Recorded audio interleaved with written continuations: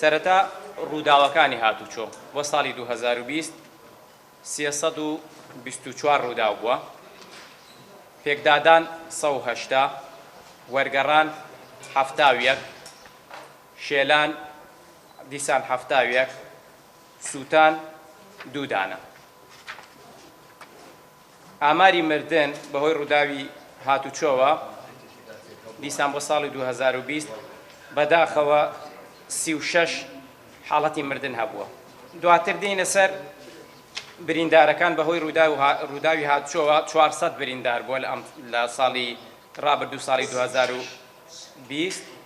هۆکاری ڕووداوەکانی هاتوچۆ بۆ ساڵی 2020 ئەم هۆکارانن: خێرایی زیاد 168، مەرجەکانی تونند و تۆڵی 1 دانە، پابەندەبوون 95، بەکارهێنانی مەی 5 دانە، تێپەڕاندنی هەڵە 16 دانە، هۆکاری ترمان هەیە واتە هۆکاری متەفەریقە 39 دانە.